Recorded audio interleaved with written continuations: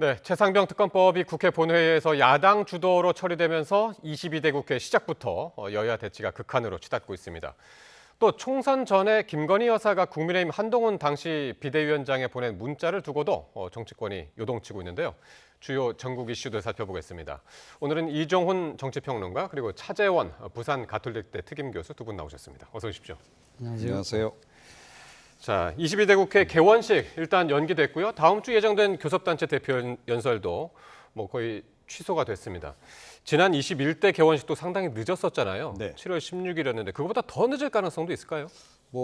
그렇게까지 가진 않을 것 같긴 한데요. 아시다시피 이제 7월 17일이 이제 국회 어떻게 보면 이제 개헌을 갖는 재헌절이기 때문에 굉장히 이제 국회와 관련해서는 중요한 그런 시점 아니겠습니까? 예. 이제 그래서 사실은 날이에요, 재헌절을 넘긴다는 것은 이제 사실은 좀 이제 약간 국회의 어떤 권위라든가 이런 걸 생각해서도 바람직하지 않죠. 그리고 지난번에 사실은 굉장히 늦었던 그런 상황 아니겠습니까? 그런데 이번에도 또 늦춘다?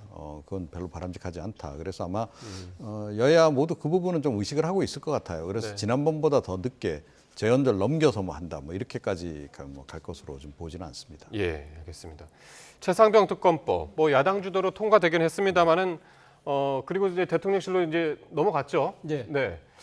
어떻게 보십니까? 거부권 행사 지금 정해진 수순이라고 보는 시각들이 많더군요. 네, 정해진 수순이 아닐까 하는 생각이 듭니다. 네. 지난번 21대 마지막에 통과되었던 최상병 특검법이 그러니까 국회에서 통과됐지만 결국 대통령이 거부권을 행사했지 않았습니까? 그런데 이번에 22대 때 돌아서 발의된 민주당 주도 이 최상병 특검법은 훨씬 더 독해졌다는 것이죠. 예를 들면 지금 특검의 추천권을 민주당과 조국혁신당이 가지는 식으로 되어 있기 때문에 상당히 그러니까 지금 이 국민의힘에서는 도저히 받아들일 수 없다. 그리고 또 하나는 지난번보다 수사의 범위도 훨씬 더 넓어졌다는 겁니다. 이 공수처 수사에 대한 외화복 등을 비롯해서 여러 가지 특검의 수사 범위가 더 넓어졌기 때문에 이런 상황에서 사실은 21대 때 거부했던 그 이상의 독한 법이 됐기 때문에 받아들일 수 없다는 것이고 또 한편으로는 지금 108명의 의석수밖에 안 되깁니다만 8명이 이탈할 가능성이 거의 없다고 아마 여건은 판단하고 있을 것 같아요. 물론 지난번 이 금요일일까요? 목요일 날 이것이 통과될 때 사실 안철수 의원이 이탈을 하긴 했습니다만 안철수 의원 빼고는 전부 다 단일 행보를 보였기 때문에 설사 이 거부권을 행사하고 난 뒤에 재의결이 된다 하더라도 아마 막을 수 있다. 부담 없이 막을 수 있다는 생각을 아마 하고 있는 것 같습니다. 그렇군요. 오늘 어제 오늘 전해드리긴 했습니다만은 경찰 수사심의위원회 여기에서 최상병 순직 사건과 관련해서 임성근 전 해병대 1사단장 불송치 의견했습니다. 혐의가 없다. 이런 의견을 낸 것 같습니다. 먼저 차 교수님한테 여쭤봐야겠네요. 민주당은 지금 대통령 입맛에 맞춘 결과다. 그렇게 지금 비판을 하고 있지 않습니까?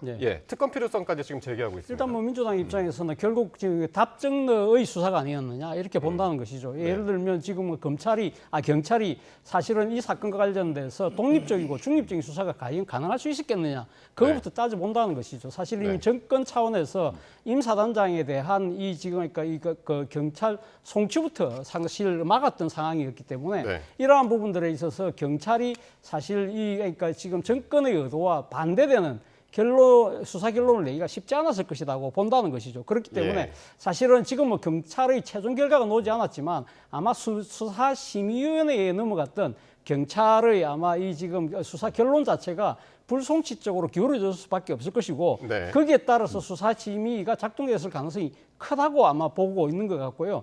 그런 거기 때문에 사실은 지금 경찰에 대한 인사권 자체가 대통령이 쥐고 있는 상황이기 때문에 아무래도 이 경찰의 수사만으로는 한계가 있다는 것을 이번 이 수사심의 결과 자체가 보여준다고 민주당은 주장하고 있는 것 같습니다. 그런데 이 경찰 수사심의위원회라는 것이 상당히 이제 중요한 사건이라든가 사람들의 관심이 상당히 높은 사건, 거기에 이 민간 전문가들이 모여가지고 얘기를 하는 거 아닙니까? 네, 그렇습니다. 그래서 이제 이번 사안 같은 경우에도 이제 중대 사건이다라고 판단을 내려서 여기서 이제 논의를 좀 한 건데요. 근데 사실은 이 경찰의 특히 군 관련한 사건 수사는 한계가 좀 많이 있을 수밖에 없습니다. 그래서 그 군 자체 내에서 이제 군사경찰 쪽에서 수사한 내용이 기본적으로 많이 의존할 수밖에 없고 네. 이제 구조적으로 그렇게 돼 있어요. 그렇다고 해서 뭐 군 내에 들어가서 뭐 관련자들을 막 직접 이렇게 조사를 하고 이런 것도 좀 용이하지 않기 때문에 그러니까 통상적으로 이제 군사경찰에서 수사한 내용을 기반으로 해서 뭐 사실관계 확인 정도 하고 이제 이 기소 여부를 이제 그 검찰 송치 여부를 결정하는 네, 네. 그런 정도로 이제 이제까지도 이제 해온 게 일종의 이제 관행 비슷했던 거죠. 그런데 이번 같은 경우에는 지금도 논란이 되고 있지만, 네, 네. 그러니까 이제 해병대 측에서 이제 원래 조사했던 수사 내용 거기에는 임성근 사단장까지도 이제 뭐 처벌 대상으로 포함이 돼 있는 것이 박정훈 원래 단장이 원래 있었죠. 이제 네. 그 조사 내용이었는데 네, 네.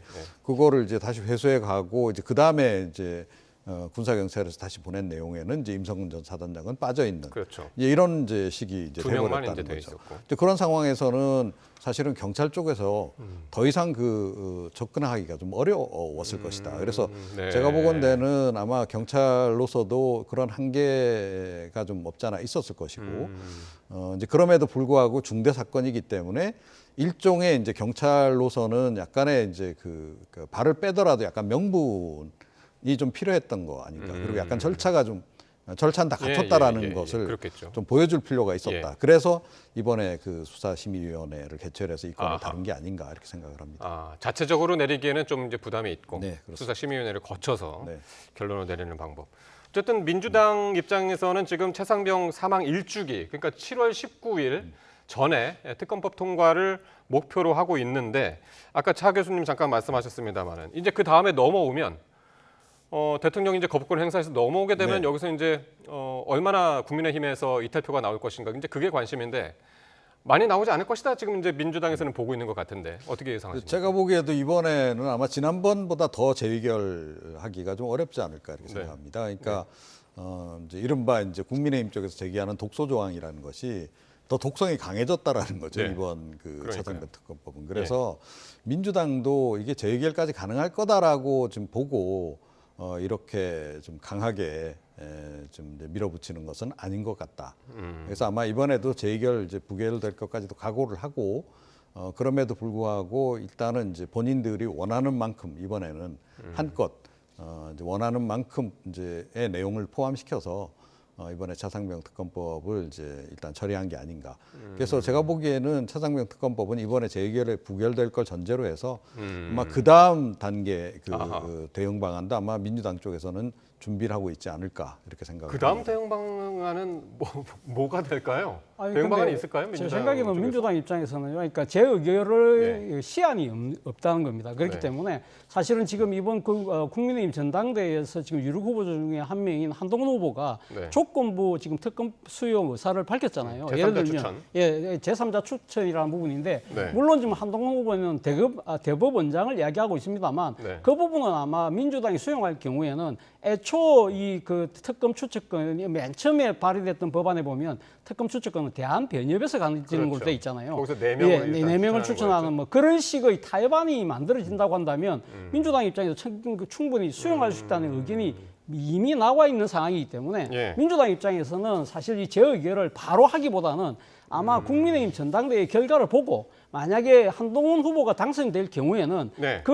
아마 한동훈 후보가 내놓은 조건부 수용안을 가지고 일종의 여야간 타협을 통해서 일종의 합의안을 통해서 이렇게 최상병 특검법을 완전히 입법을 완성화시키는 그러한 아마 정치적 수순을 밟을 가능성이 저는 크다고 생각을 합니다. 그러니까요. 여야가 최상병 특검법을 가지고 협의를 할 상황이 오기까지는 한동훈 후보가 당선이 되냐 안 되냐 이제 그게 상당한 큰 변수가 될 것 같긴 합니다. 자, 7월 임시국회 뇌관 이것뿐만이 아닙니다. 지금 이제 방통위원장 후보자로 지명된 이진숙 전 대전 MBC 사장을 놓고도 야당이 강력하게 지금 반발하는 상황인데요. 근데 이진숙 후보자가 지명된 바로 그날 기자회견에서요. 방송이 요즘 공기가 아니라 흉기로도 불린다. 이렇게 작심 발언을 쏟아내기도 했는데 어떻게 보십니까? 윤 대통령의 이진숙 후보자 지명. 그러니까 지명되자마자 윤석열 대통령 마음에 쏙 드는 발언을 좀 내놓으신 거잖아요.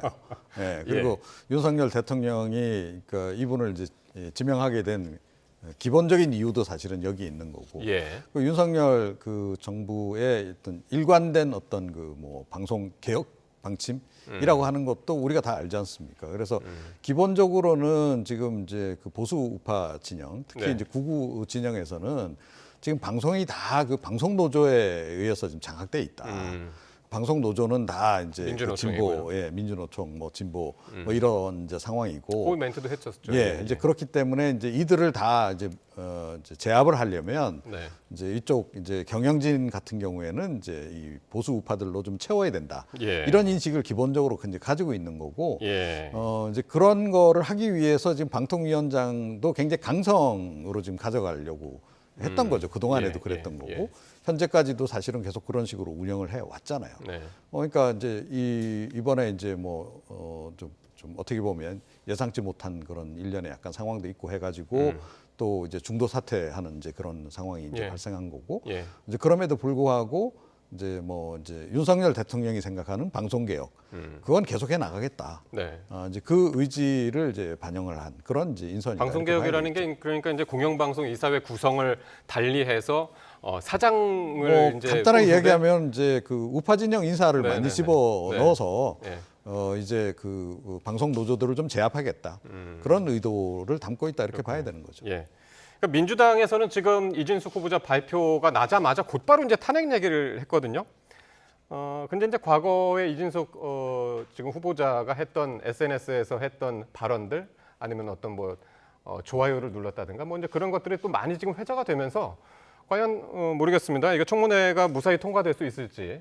일단 청문회 통과하는 거야 어차피 국회에서 인준 절차를 밟는 것이 아니기 때문에 그러니까 국회 청문회 과정에서는 야당이 반대를 한다 하더라도 대통령이 그렇죠. 지금 임명을 강행하는 데 그렇죠. 전혀 문제가 없지 않습니까? 예. 바로 의견만 제시하는 거죠. 그렇죠. 국회에서는. 그러니까 의견만 제시하는 거기 때문에 바로 그 때문에 민주당 입장에서는 어떻게 보면 지금 그러니까 정권의 방송 장악 업무를 저질러야 되는데 자칫 잘못하면 닭 쫓던 게 지붕 쳐다보는 격이 될 수 있는 거지 않습니까? 예. 그렇기 때문에 지금 탄핵 이야기 놓은 것이죠. 그러니까 네. 지금 당장 이진숙 후보자의 여러 가지 불법과 이렇게 탈법의 사실은 없다고 하더라도 이 지금 이거 엄정한 그 공정성과 중립성이 요구되는 방송통신위원장으로서의 자격이 부적절한 부분이 아마 청문회에서 분명히 드러날 것이고 이러한 부분들을 가지고 일단 탄핵을 일단 만약에 발의를 하면 예. 일단 그 이준숙 후보자가 위원장으로 임명이 된다 하더라도 예. 직무 자체가 중지가 되는 것이니까 그러니까요. 문제는 그 지금 이 민주당을 비롯한 진보 진영의 입장에서는 사실 정권 차원에서의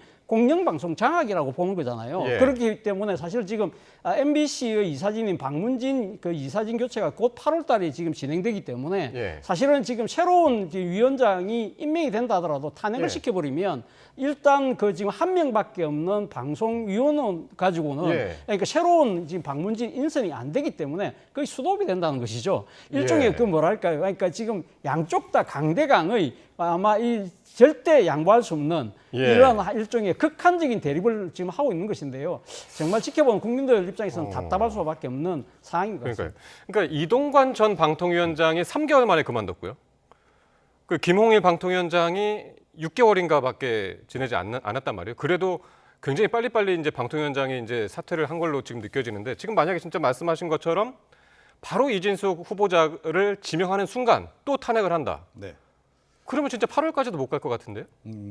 이제 그건 좀 그때 상황 또 봐야 되는 거죠. 예. 그렇긴 한데 예. 일단 민주당은 이런 식으로 해서라도 시간을 좀 더 벌어야 된다는 생각을 하는 것 같아요. 그래서 어찌됐건 지금 정부 쪽에서는 KBS, MBC 경영진도 다 바꾸고 이사진도 바꾸고 이제 예. 이러고 싶은 거 아니겠어요? 예. 이제 그런 거하고 지금 맞물려서 민주당은 어찌됐건 이거를 최대한 그러니까 만약에 그렇게 바뀌는 일이 상황이 벌어지더라도 최대한 뒤로 이제 미루려고 하는 이제 예. 목적이 굉장히 강한 거기 때문에 제가 보기에는 이번 같은 경우에는 대통령이 이제 임명하자마자 곧바로 탄핵 소추안을 처리할 가능성이 좀 높지 않나 그러니까요. 이렇게 좀 생각을 합니다. 예. 그리고 이제 민주당이 기대하는 건 이거죠. 그러니까 지금 국민의힘에 지금 새로운 당대표가 누가 될지 모르잖아요. 네.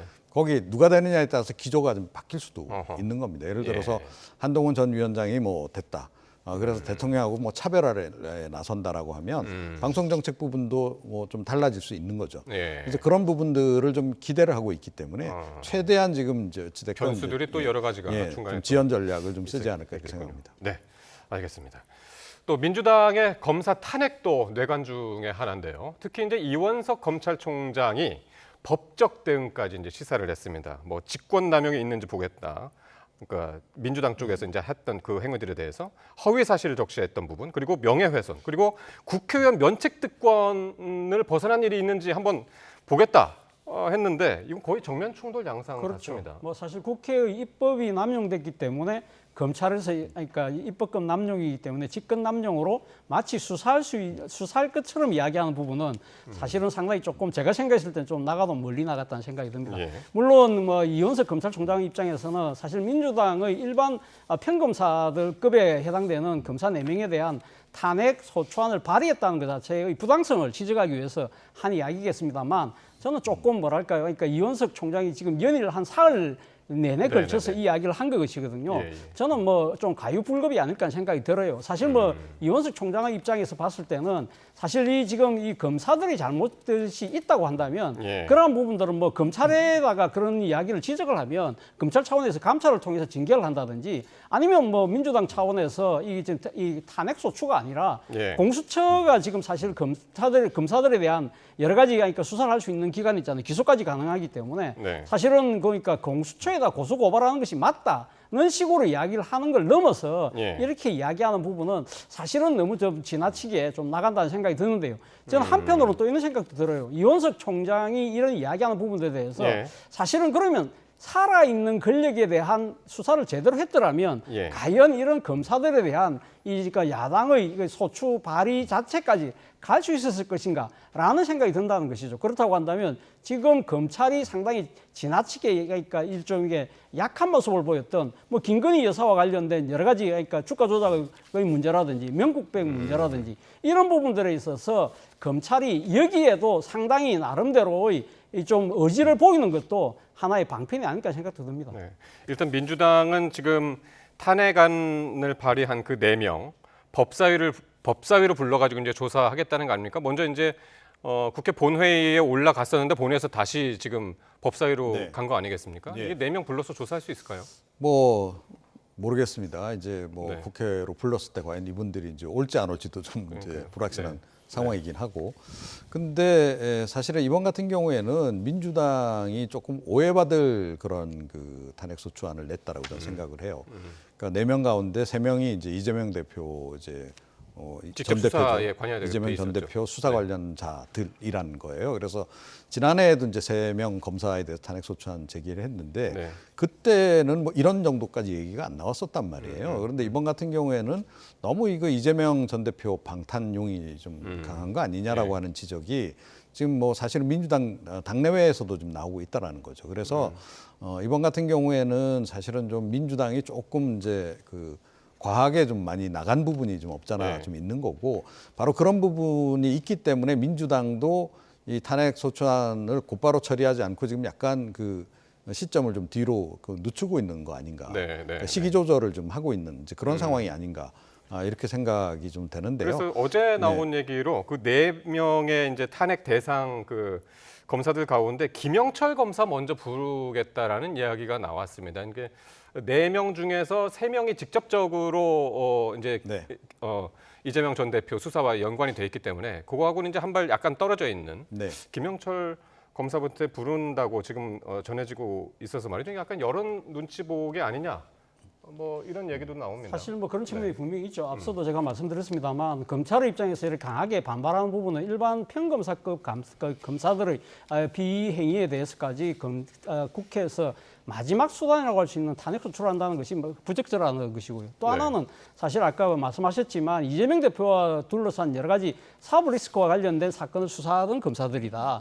그리고 또 민주당 전당대회 돈봉투를 수사했던 검사들이다. 그렇다고 한다면 민주당 차원에서 일종의 정치적 고의가 아니냐 그런 이야기들이 나오는 것이고 네네네. 또 한편으로는 사실은 이 탄핵 소추안을 발의하고 난 뒤에 법사위 차원에서 조사를 하겠다는 것은 어떻게 보면 일종의 뭐랄까요 기소를 먼저 하고 난 뒤에 수사를 하는 약간은 좀 네네네. 뭐랄까 순서가 앞뒤가 바뀐 예. 그러한 그 상황이 될 수 있다는 그런 것이고요. 비판도 많이 나옵니다. 예, 그리고 앞서 말씀하신 것처럼 4명 중에 3명 빼고 일단 먼저 1명을 부르겠다는 이야기 자체도 사실은 이 4명의 검사들이 사실은 만약에 국회 이 입법 조사하는 과정에서 나왔을 때 그 사람들이 맡고 있던 사건들에 대해서 조목조목 다 이야기할 경우에는 자칫 잘못하면 민주당의 아킬레스건을 건드리는 경우도 나올 수 있는 것이거든요. 그런 부분들도 상당히 아마 좀 이렇게 감안한 것 같은데 가장 결정적인 이유는 일종의 뭐랄까요. 그러니까 지금 민주당이 거대 야당으로서의 오만과 독선으로 비칠 수 있다는 그 프레임이 빠질 거라는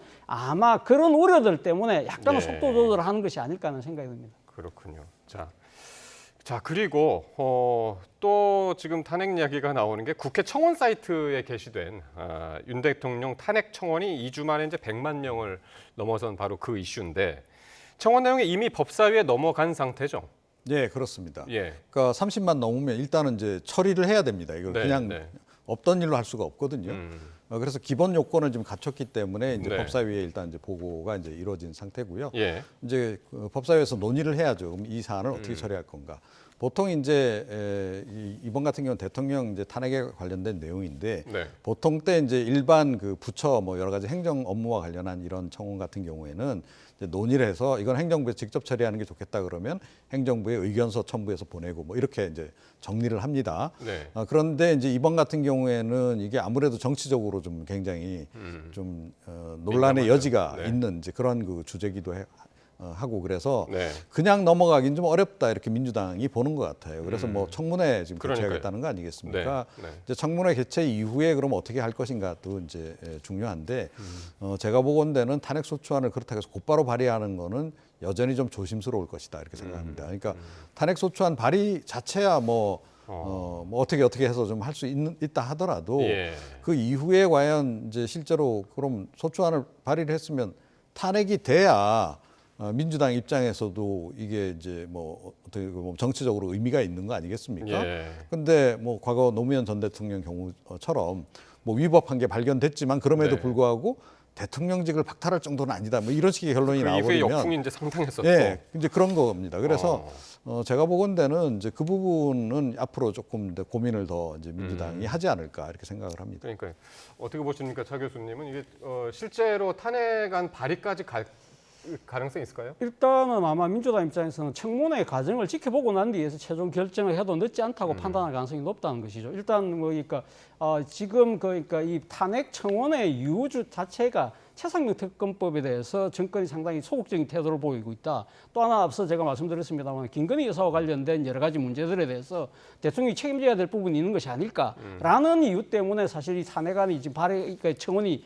발의가 된 거거든요. 그렇다고 예. 한다면 만약에 관련 청문회가 열린다고 한다면 이와 관련된 이 정인들을 부르겠죠. 그 과정에서 예를 들면 이 청문 과정에서 상당히 정권에 타격이 될 만한 그러한 뭐 증언이나 증거가 나올 경우에는 이걸 기하로 해서 탄핵까지 몰고 갈 수는 있다는 생각도 듭니다만 앞서 말씀하신 것처럼 그럼에도 불구하고 상당히 아마 대통령 탄핵이라는 부분은 최종까지 네. 아주 신중하게 접근할 예. 가능성이 높다고 봅니다. 알겠습니다. 자, 마지막으로 여당 전당대회 소식을 한번 정리를 해볼까 하는데요. 한동훈 후보가 비대위원장 시절에 김건희 여사가 보냈다는 문자를 무시한 것으로 알려지면서 지금 논란이 계속되고 있는데 일단 나머지 후보자들 나경원, 원희룡, 윤상현 유난 갈등을 지금 부각시키다가 일단 총선 패배 원인까지 지금 들어갔습니다. 한동훈 후보가 이제 패배 원인이 있다. 네. 어떻게 보세요? 문자를 무시하지 않고 다시 답장을 했다면은 총선 결과가 좀 달라졌을까요? 글쎄요. 제가 보기엔 뭐 크게 달라지지 않았을 것 같다 이렇게 좀 보는데요. 어찌됐건 이제 이번 같은 경우에는 지금 뭐 전당대회 이제 이 과정에서 이게 지금 이제 중간에 이게 예. 이제 공개가 되고 이제 하다 보니까 네. 당권 주자들끼리 이제 서로 뭐 이제 치고받는 이제 이런 그 국면으로까지 이제 전개가 되는 거고 그러다 보니까 사실은 제가 보기엔 조금 본질하고는 좀 다른 쪽으로 좀 논란이 더 좀 불거진 게 아닌가. 간단하게 얘기해서 예. 한동훈이 이렇게 총선 패배에 책임이 있다 없다. 이제 요 문제로 지금 네. 이제 가는 거예요. 네. 근데 이 문자에서 이제 서로 이야기한 그 내용, 네. 그 내용만으로 그럼 총선이 뭐 이제 결과가 이거에 따라 다 결정이 됐겠는가? 예를 들어서 뭐 김 여사가 뭐 사과까지도 이제 이야기를 했다는 건데 네. 그 시점에 사과했다 그래가지고 과연 이게 총선 이 분위기가 확 바뀌어갖고 또 국민의힘 또 압승을 하고 그런 상황이 예. 벌어졌을까요? 전 그렇게 보지 않고 예. 그 다음에 사실 이거는 좀 따지고 보면 따져야 될 게 지금 너무 많아요. 예를 들어서 김건희 여사가 왜 그 당 비대위 당 대표잖아요. 예. 당 대표한테 공식적인 경로가 아닌 비공식적인 경로로 이렇게 문자를 찍 보냅니까? 어허, 예. 사실 이것도 굉장히 부적절한 행위죠. 그 네. 자체로 보더라도. 예. 자, 그럼 그렇게 온 그 비공식적으로 온 그런 그 개인 그 문자에 대해서 네. 비대위원장이 꼭 이렇게 반응을 보여야 되나요? 오히려 비대위원장이 되고 난 이후에는 반응 보이기가 더 어렵죠. 당 대표의 자칫 잘못하면 이게 공식 입장일 수도 있는 거기 때문에. 예. 그래 제가 보기엔 한동훈 전 위원장이 답장을 안 보냈던 게 오히려 더 자연스러웠던 것 같고. 그다음에 그 당시 벌어진 일련의 그 일들하고 연관지어 보더라도 이게 좀 맥락이 좀 안 닿는 그런 측면도 없잖아 있다라는 거예요. 네. 아시겠지만 이게 지금 이제 이 문자가 전달된 시점이 김경률 그 전 비대위원회 이제 마리 앙뚜아네트 발언 있고 네. 그다음에 이종섭 그 대통령 비서실장이 나서서 뭐 한동훈 전 비대위원장에게 사퇴를 요구했고. 사퇴 요구하기 뭐 그 바로 직전 그 예, 사이였다라고 그 사이였죠. 좀, 이야기를 좀 이제 하는데 예. 그때 전반적인 그 대통령실의 기조는 굉장히 한동훈 비대위원장에게 화가 나서 예. 그러니까 그 얘기는 뒤집어서 이야기하면 네. 김건희 여사가 왜 사과해야 되냐 그런 입장이었다 어떤 상황이라는 거죠. 그때 그 전후에서 당 쪽에서 김 여사 사과해야 된다는 얘기가 굉장히 많이 나왔던 시점이에요. 그래서 그런 시점에서 이런 그 내용으로 정말 진정성을 담아서 이렇게 의사를 표현한 건지도 좀 의문인 이제 그런 겁니다. 그래서 지금 이건 조금 더 따져보긴 해야 되겠는데 일단은 저는 문자 메시지를 그 영부인이 이런 식으로 보냈다는 것 자체가 이건 굉장히 부적절했다. 보낸 것 자체가 부적절했다. 그러니까 한동훈 후보는 뭐라고 하냐면 그 사과를 내가 답장은 안 했지만 공식 루트를 통해서 이제 굉장히 많이 요구를 했었다라고 이제 주장을 하고 있고 과연 그 사과 자체를 한동훈 전 비대위원장한테 그거 허락을 받고 해야 되는 것이 맞느냐? 이런 이야기들도 지금 많이 나오고 있어서 그렇죠. 말이죠. 일반적 상식으로 봤을 때 사실 그러니까 지금 김건희 여사의 자신의 행동 때문에 불거진 문제잖아요. 그 문제에 관련된 사과의 뜻이 있기 때문에 사실 뭐 총선을 지휘하는 여당 대표에게 상의는 할 수 있겠죠. 그래서 나름대로 저는 이런 의도를 갖고 있습니다 해서 본인이 뭐 한동훈 비대위원장의 당시 비대위원장의 뭐 휴대폰 번호를 아니까 그렇게 보낼 수는 있습니다. 그런데 그렇다고 답이 안 왔다고 해서 그러면 자신의 사과하려는 그러니까 지금 그러니까 의지 자체를 그러니까 이 실행을 하지 못했다. 이거는 도저히 이해하기 힘들다는 것이죠. 사실은 이 정도의 전국의 파장을 갖고 올 수 있는 그러한 하나의 영부인의 거취와 행동과 관련해서는요. 사실 여당의 뭐 이거 뭐랄까요, 그러니까 이 논의나 협조 이런 것도 필요하지만 가장 중요한 것은 대통령 참모들도 있지 않습니까? 그렇다고 한다면 용산에서 나름대로 이런 부분들은 우리가 이 상당히 문제가 되고 앞으로 향후 전국의 파장이 커질 수밖에 없고 여사님께서 이렇게 자진해서 사과를 하겠다고 하면 우리가 어떤 식으로 해서 그러한 일종의 뭐랄까 정치적인 장을 만드는 것이 오히려 나은 것이지 그때 자신들이 하지 못했던 행위들이 마치 당시 여당의 대표가 잘못한 것처럼 이렇게 책임을 전가한 듯한 모습 이러한 부분들은 사실 어떻게 보면 사실 전당대회가 누가 이 당선이 된다 하더라도 상당한 후유증이 예상된다는 겁니다. 그렇기 때문에 사실 이게 누가 지금 뭐 이렇게 폭로를 했는지 모르겠지만 말 그대로 제가 생각했을 때 여건의 공멸의 그 상당한 이 조짐이 담고 있는 자해성 폭로라는 생각이 듭니다. 어쨌든 이번 사태가 굉장히 그 이번 국민의힘의 전당대회에 있어서 굉장히 변곡점이다 그렇게 얘기할 정도로 상당히 이제 1등으로 한 발 나가 있던 한동훈 후보한테는 지금 굉장히 지금 수세에 몰리는 지금 국면이란 말이죠. 어떻습니까? 이게 한동훈 후보는 계속해서 이게 전당대회 개입이다 이렇게 주장을 하고 있고 이게 마지막까지 변수가 될 수 있을까요? 마지막에 짧게 한마디씩 듣겠습니다. 뭐 제가 보기에는 한동훈 대세론에 큰 지장 없지 않을까 이렇게 생각합니다. 그 이유는 그러니까 윤석열 대통령에 대한 보수 지지층의 지지가 여전히 압도적이라면 그렇다면 뭐 이거는 당연히 뭐 윤석열 대통령 김 여사 편에서 당심이 움직일 것이고 또 보수 지지층 이제 그 표심이 움직일 거기 때문에 영향을 막 받겠죠. 그래서 한동훈은 안 돼. 뭐 이제 한동훈 불가론으로 오히려 이렇게 불이 번질 수도 있는데 제가 보건대는 이미 지난 총선 과정을 통해서 보수 지지층 대부분이 지금 이제 그 한동훈 위원장 쪽으로 전 위원장 쪽으로 갈아탄 상태인데 이분들이 다시 되돌아갈 정도의 그 근거가 될 만한 사안이냐는 거예요 이번 건이. 전 그렇지 않다. 오히려 그분들 사이에서는 아니 그럼 그때 윤석열 대통령이 나서든지 아니면 김 여사가 나서든지 해서 직접 대국민 사과를 했으면 됐지 왜 이런 식으로 이제 와서 이런 걸 흘리느냐 이런 식의 오히려 그 여론이 그들 내에서는 더 강해질 가능성이 높다고 생각합니다. 결과까지는 영향이 크게 없을 것이다 하는 말씀이셨고. 예, 뭐 저도 같은 생각입니다. 그러니까 일종의 뭐 전당대회 결과에는 저는 큰 영향을 그러니까 당락에 있어서는 변수는 안 되지만 문제는 또 다른 변곡점은 된다는 생각이 듭니다. 예, 설사 이 한동훈 후보가 당선이 된다 하더라도 대통령의 관계는 거의 뭐 지금 루비콘 강을 건너는 그러한 하나의 사건이 되는 것이 아닐까 라는 우려가 든다는 것이죠. 예, 알겠습니다. 여기까지 듣겠습니다. 이종훈 정치평론가 그리고 차재원 교수와 함께했습니다. 고맙습니다.